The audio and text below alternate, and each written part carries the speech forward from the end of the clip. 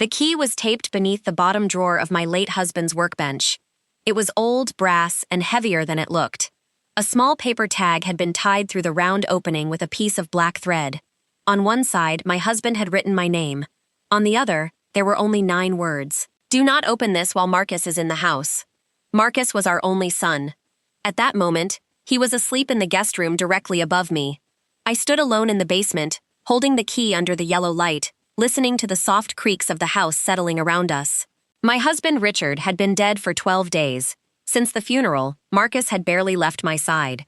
Until I found that key, I had believed he was staying because he was worried about me. By sunrise, I would understand that Richard had not hidden the key from our son. He had hidden it because of him. My name is Elaine Foster. I was 63 years old when my husband died, and until that winter, I believed I understood the life we had built together. Richard and I had been married for 38 years. We lived in a quiet town outside Columbus, Ohio, in a red brick house we had bought when Marcus was 4. The house was never grand, but every room held a piece of our life. There were pencil marks inside the pantry doorway where Richard measured Marcus's height. There was a burn mark on the kitchen counter from the first Thanksgiving dinner I tried to cook alone. In the backyard stood a maple tree Richard planted on our 20th anniversary. He used to say that a good home should show signs of being lived in. Ours did. Richard worked as an electrical contractor for most of his life. He was careful, methodical, and almost impossible to surprise.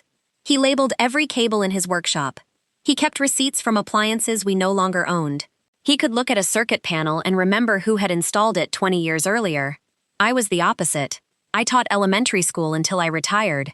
I remembered faces, conversations, and birthdays, but paperwork exhausted me. Richard handled our taxes, insurance, investments, and household accounts. I trusted him completely. I trusted Marcus almost as much. Our son was 34. He had been bright, affectionate, and restless from the time he could walk. As an adult, he moved from one opportunity to another, always convinced that the next idea would finally settle his life. He tried real estate, then online sales, then a landscaping company with a friend. Each venture started with confidence and ended with an explanation about bad timing, unreliable partners, or an unfair market. Richard helped him more times than I knew. That became clear only after Richard was gone. 3 months before his death, Richard began complaining of pressure in his chest. He insisted it was indigestion. By the time I convinced him to visit a cardiologist, tests showed severe blockages. The surgery was scheduled quickly. The night before he entered the hospital, he stood in our bedroom folding the same blue sweater 3 times. "You're nervous," I said. "I like things in order. You have folded that sweater enough to qualify it for military service." He smiled, but only briefly. Then he sat beside me and took my hand. "If anything happens, don't let people rush you." I thought he meant funeral arrangements. "Nothing is going to happen." "Elaine," there was something in his voice that made me stop. "Take your time," he continued. "Read everything. Trust what you can verify." I squeezed his hand. "You are coming home." He looked toward the hallway before answering. "I plan to." The surgery itself went well. The complications came 2 days later. An infection spread quickly. His kidneys began to fail. Within 48 hours, I was standing beside his hospital bed, while machines breathed and beeped around him. Marcus arrived from Cincinnati that evening. He walked into the room crying and pressed his forehead against his father's hand. Richard never woke again. After the funeral, Marcus told me he did not want me sleeping alone in the house. "I'll stay for a week or 2, he said, "until you feel steady." At first, I was grateful. The silence after a funeral is different from ordinary quiet. It feels occupied. Every room seems to be waiting for the person who will never walk into it again. Marcus filled that silence. He made coffee in the mornings. He collected condolence cards from the mailbox. He answered calls from distant relatives when I could not bear another conversation. But within a few days, his concern began to change shape. He asked where Richard kept the house deed. He asked whether the mortgage had been fully paid. He wanted to know if Richard had updated his will. At first, those questions seemed practical. Then he began asking about account passwords. "Dad handled everything," he said. "Someone has to make sure bills are not being missed. I can contact the bank. You should not have to deal with that right now." "I'm not helpless, Marcus." "I know. I'm only trying to protect you." That word began appearing in nearly every conversation. Protect. He wanted to protect me from confusing paperwork. Protect me from phone calls. Protect me from dishonest contractors. Protect me from making decisions while I was grieving. The more he offered to protect me, the less capable he seemed to believe I was. One afternoon, I found him in Richard's office opening drawers. "What are you looking for?" He turned quickly. "Insurance information." "Why?" "The funeral home said there may be a reimbursement." "They did not say that to me." "Maybe I misunderstood." He closed the drawer and smiled. "You should rest." That evening, I locked Richard's office door. The next morning, Marcus asked why. I told him the room still smelled like his father's aftershave, and I was not ready for anyone to disturb it. He stared at me for a moment before nodding. "Of course." 2 days later, I found a locksmith's business card on the kitchen counter. When I asked about it, Marcus said he had considered replacing the front lock because so many people had received spare keys over the years. "Which people?" "Neighbors, contractors, Dad's workers. Your father did not hand our keys to contractors. I'm only saying we should be careful." "We." He had begun speaking as though the house belonged to both of us. The key beneath the workbench changed everything. I found it because the basement light had started flickering. Richard would have fixed it in 5 minutes. I stood beneath it with a new bulb, feeling foolish because I could not remember where he kept the ladder clamps. I opened one drawer, then another. The bottom drawer would not come out completely. Something caught behind it. When I pulled harder, the drawer slid free, and the small brass key dropped onto the floor. The note was folded around the black thread. "Do not open this while Marcus is in the house." I read it 3 times. My first reaction was not fear. It was anger. Richard and Marcus had disagreed, especially during the last few years, but they had never stopped loving each other. I could not imagine why my husband would leave a warning like that without explaining it. Then I remembered his final words before the surgery. "Read everything. Trust what you can verify." I slipped the key into my pocket and returned the drawer to its place. Upstairs, Marcus was standing in the kitchen. "You were down there a long time." "The light fixture gave me trouble. I could have handled it." I managed. He looked at my hands. For one terrible second, I wondered if he knew exactly what I had found. Then the refrigerator hummed, the old clock ticked above the stove, and Marcus smiled as though nothing had happened. I made tea. That night, I did not sleep. I lay in bed listening to his footsteps in the hallway. At 1:30, he used the bathroom. At 2:15, I heard the stairs creak. A few minutes later, there was a soft metallic sound from the direction of Richard's office. I sat up. The sound came again. Marcus was trying the locked door. I reached for my phone but stopped before turning on the screen. After a moment, his footsteps moved away. The next morning, I told him my sister had invited me to stay with her for a few days. It was a lie. My sister lived in Arizona and knew nothing about my plan. "You should not travel right now," Marcus said. "I'm not traveling. She is visiting a friend near Dayton. I could come with you." "It is a private visit." His jaw tightened. "How long will you be gone?" "I haven't decided. I only ask because we need to start organizing Dad's estate. The lawyer will help with that." "Which lawyer?" "Your father's. Dad never mentioned one." "Then there is nothing for you to worry about." It was the first time I deliberately withheld information from my son. I hated how natural it felt. Marcus left the house just after noon to meet someone about a possible job. I watched his car disappear at the end of the street. Then I packed a small suitcase, placed the brass key inside my purse, and drove away. I did not go to Dayton. I went to Richard's workshop. The building sat behind an old furniture warehouse 15 minutes from our house. Richard had rented the unit for almost 20 years. It was where he stored tools, spare electrical equipment, and old business records. Marcus knew about the workshop, but he rarely visited. He said it smelled like dust and machine oil. The exterior door opened with the key I already carried on my ring. Inside, everything looked ordinary. Shelves of wire, metal toolboxes, a battered desk, 2 ladders secured to the wall. I stood in the center of the room, holding the brass key, and realized I had no idea what it opened. I began with the desk. None of the locks matched. I checked toolboxes, cabinets, and a metal cash box Richard used for small receipts. Nothing. Nearly 40 minutes passed before I noticed scratch marks on the floor behind a shelving unit. The shelf was heavy, but one side had small wheels. When I pulled, it shifted away from the wall.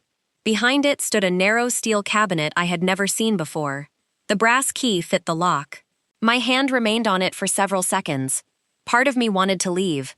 I could still drive home, return the key to the basement, and believe Richard's warning was the result of pain, fear, or misunderstanding. But trust what you can verify does not mean trust only what comforts you. I turned the key. Inside the cabinet were 4 shelves. On the top shelf sat a small digital recorder, 2 sealed envelopes, and a black notebook. The second shelf held copies of bank statements, loan applications, and property documents. On the third shelf were 3 prepaid phones and a laptop. The bottom shelf contained a red folder with my full name written across it. I opened the folder first. The first page appeared to be an application for a home equity line of credit against our house. The requested amount was $240,000. The application listed Richard and me as joint borrowers. Our signatures appeared at the bottom. Richard's signature looked nearly perfect. Mine did not. I had not signed that document. My hands began to shake. Attached to the application was a copy of my driver's license, an estimate of our property value, and account information from a bank I had never used. The mailing address was not our home. It was a private mailbox in Cincinnati. Marcus lived in Cincinnati. I sat in Richard's desk chair and forced myself to keep reading. The application had not been completed. A handwritten note from the lender said additional identity verification was required. The next document was a durable power of attorney naming Marcus as my financial agent. Again, my signature appeared at the bottom. Again, I had never signed it. This version was marked draft, but sections had been filled in with my date of birth, social security number, and banking information. I searched through the remaining pages. There were printed emails between Marcus and a woman named Celeste Ward. I recognized her name. She had once worked as an office manager for Richard's company before leaving after a dispute over missing payments. In one message, Celeste wrote, "The first lender is asking too many questions. We need one that will accept remote verification," Marcus replied. "He is going into surgery soon. After that, she will sign whatever I put in front of her." I stopped breathing. He had written the message 6 days before Richard entered the hospital. The next email was worse. Celeste asked, "What if he recovers and tells her?" Marcus replied, "Then we say he was confused from the medication. She already lets him handle everything." I dropped the papers. The room seemed to tilt. I had spent 12 days believing my son was grieving beside me. Now I was reading proof that before his father's surgery, Marcus had been planning to use my trust against me, but I still did not understand the key. How had Richard found these messages? Why had he hidden everything instead of confronting Marcus? And why had he told me not to open the cabinet while Marcus was in the house? The black notebook contained the beginning of the answer. Richard had dated every entry. The first was from 4 months before his surgery. Marcus asked for $40,000 to rescue his failing landscaping business. Richard refused after discovering the company no longer had equipment or active clients. A week later, Richard noticed an unfamiliar credit inquiry connected to our address. He called the lender and learned that someone had submitted a preliminary application using his name. The lender refused to provide details without a formal fraud report.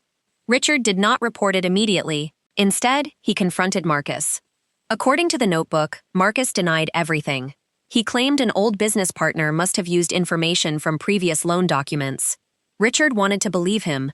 Then he discovered that someone had accessed his business email from an address in Cincinnati. He changed the password and installed alerts. 2 days later, Celeste called him. The recorder on the top shelf contained that conversation. I pressed play. Richard's voice filled the small workshop. "Why are you calling me?" Celeste sounded nervous. "I need to tell you something before Marcus finds out." "What did he ask you to do?" There was a long pause. "He said you had agreed to help him secure a loan." "I agreed to no such thing. He gave me copies of your tax returns and Elaine's identification." My stomach turned. Richard's voice remained calm. "Where did he get them?" "He said from your office." "What else?" "He wanted me to prepare documents transferring temporary financial authority to him. He said Elaine gets overwhelmed by legal language." The recorder captured the sound of Richard taking a breath. "Did you prepare them?" "Drafts only." "Did you forge our signatures?" "No. I swear I did not." "Marcus sent me copies with signatures already on them." "Oh, send me everything. He will know. Send it." The recording ended. The next file was made 3 weeks later. This time, the voices were Richard and Marcus. My husband must have hidden the recorder before their conversation. Richard said, "I know about the loan application." Marcus did not deny it. Instead, he sounded irritated. "You were never supposed to see an unfinished draft." You used my name. I was trying to solve a problem. You used your mother's identification. She would have agreed if you stopped controlling everything. You planned to borrow against our house. I planned to pay it back. With what business? Silence. Then Marcus said, "You sit on money while I struggle. That money is our retirement. You have a paid-off house worth $500,000. It is not yours. One day it will be." Richard's next words came slowly. "Not if you continue this." The recording crackled as someone moved. Marcus's voice hardened. "You cannot cut me out because I tried to keep my business alive. I can protect your mother." "From me?" "Yes." The recording stopped abruptly. I stared at the device in my hand. Richard had known. He had known our son was willing to forge documents and risk our home, but the evidence still did not explain why he had waited. The red folder did. Near the bottom was a letter addressed to me. "Elaine, if you are reading this, I was not able to explain it myself. I found evidence that Marcus attempted to use our identities and property to secure financing. I confronted him and believed I had stopped it. I later discovered he was still communicating with Celeste and searching for ways to obtain financial authority if I became ill or died. I have changed the beneficiary designations he could access. I have also notified our attorney and placed an alert on the property title. Do not confront Marcus alone. Do not tell him what you found until you are safe and have spoken to Caroline Webb. The key should remain hidden unless I cannot come home. I am sorry I kept this from you. I thought I could stop it without making you choose between your husband and your son." Richard, I read the letter twice. Then I folded forward until my forehead touched the desk. The grief I had carried since the hospital changed shape. I mourned Richard's death. I mourned the fear he had hidden from me, and I mourned the son I thought I knew. After several minutes, I reached for my phone and searched for Caroline Webb.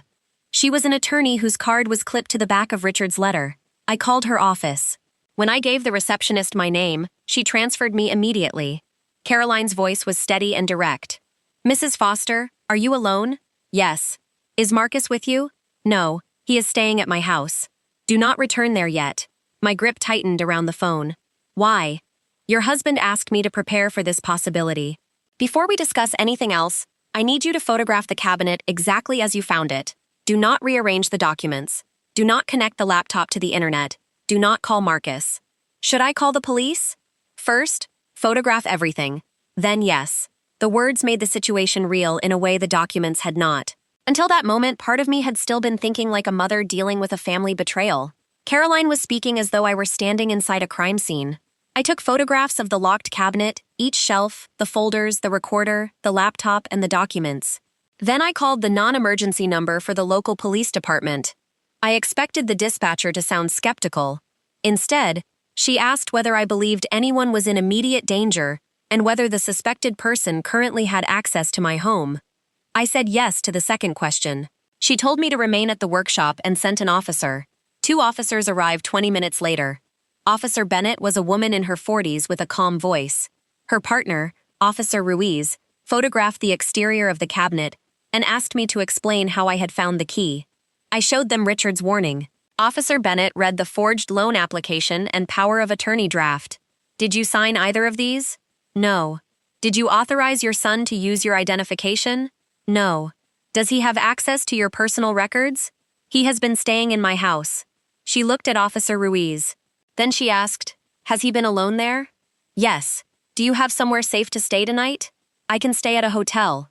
"I would prefer that you do not return to the house until we determine whether anything has been removed or altered." They did not arrest Marcus. They did not declare him guilty. They explained that the documents would need to be examined, digital records preserved, and the lender contacted.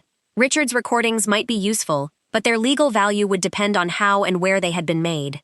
It was far less dramatic than stories make police involvement sound. It was also much more frightening. Real investigations begin with uncertainty. Officer Bennett asked permission to take the forged documents, recorder, phones, laptop, and Richard's notebook as evidence. She documented each item and gave me a receipt. I kept Richard's original letter after they photographed it.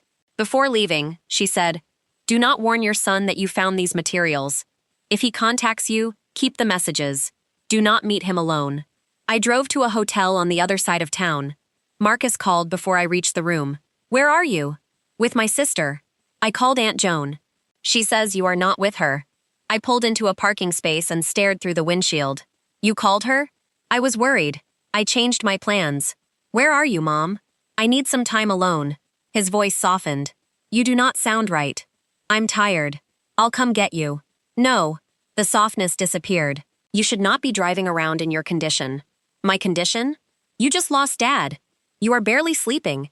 You are forgetting things. The words sounded rehearsed. I remembered the power of attorney draft. Elaine gets overwhelmed by legal language. After that, she will sign whatever I put in front of her. I am not forgetting anything, I said. There was silence. Then Marcus asked, Did you go to Dad's workshop? Every muscle in my body tightened. Why would you ask that? Because his van tracker sent an old location alert. Richard's van had been sold 2 years earlier. Marcus was lying. I said nothing. His breathing changed. Mom, listen to me. Dad was hiding things near the end. He was paranoid about money. If you found something, you need to let me explain. I ended the call. 10 minutes later, he sent a message. Whatever you found is not what it looks like. Then another. Celeste manipulated the whole situation. Then another. Dad was trying to punish me. I forwarded the messages to Officer Bennett. Caroline Webb met me at her office the next morning. She was in her late 50s, with short gray hair and a precise way of speaking that reminded me of Richard. She showed me copies of documents he had signed 2 weeks before his surgery. He had updated his will. Marcus was no longer executor. Caroline was.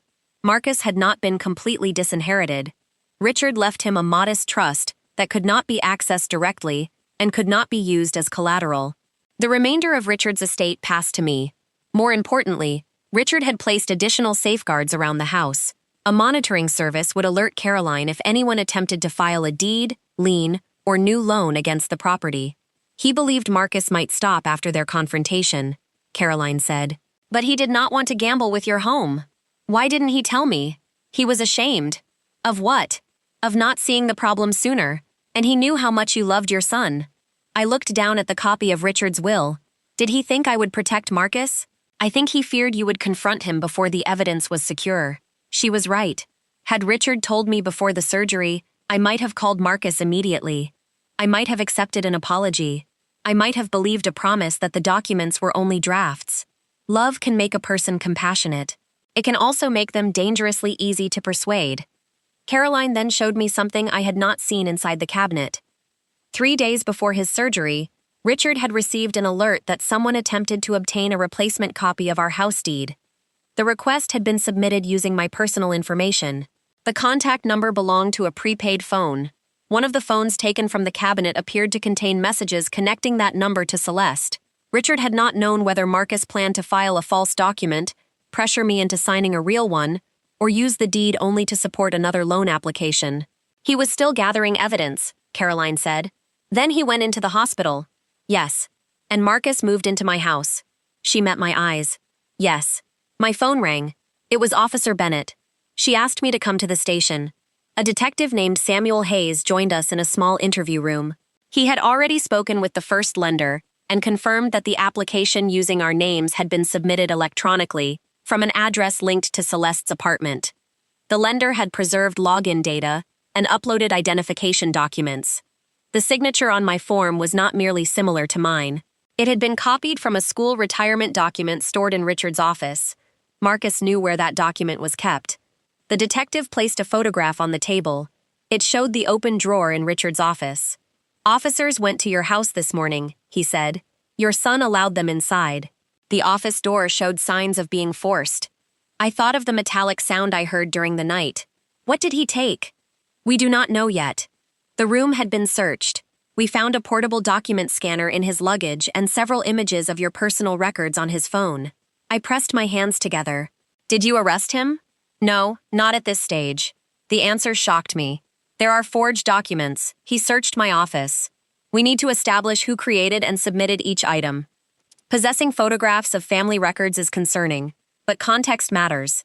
He claims your husband authorized him to help with estate planning. That is a lie. We are checking it. Detective Hayes did not speak harshly. He was making it clear that my certainty was not the same as legal proof. Then he asked a question I had not expected. Did your husband own any firearms? No. Did he keep large amounts of cash at the workshop? Not that I know of. Has your son asked about a safe? I remembered Marcus opening drawers after the funeral. He asked where Richard kept the deed. Detective Hayes wrote something down. Your son told officers he believed your husband kept emergency cash and original estate documents in the workshop. He also said he was worried you had taken them while emotionally unstable. There it was again. Unstable, forgetful, overwhelmed. Marcus was not only trying to explain his own behavior, he was building a version of me that no one could trust. That afternoon, I gave police permission to search my home more fully. I stayed at the hotel. Marcus called 11 times. I answered only once, with Detective Hayes present. Mom, where are you? Marcus asked. I'm safe. You sent police to Dad's house. My house. You know what I mean? Yes, I do. He paused. They took my phone. I know. This is all a misunderstanding. Then explain it to them. You need to tell them Dad gave me permission to handle the paperwork. He did not. You don't know what he told me. I heard the recording. The detective raised one finger, reminding me not to reveal more. Marcus went silent. When he spoke again, his voice was barely above a whisper. What recording? I ended the call. The investigation continued for 6 weeks. During that time, the first mystery was answered. The key had opened Richard's evidence cabinet. But the larger mystery remained. What exactly had Marcus planned to do after his father's death? The answer came from Celeste. Police located her after tracing the loan application and prepaid phone. At first, she denied involvement. Then detectives showed her the emails Richard had preserved. Her attorney arranged an interview.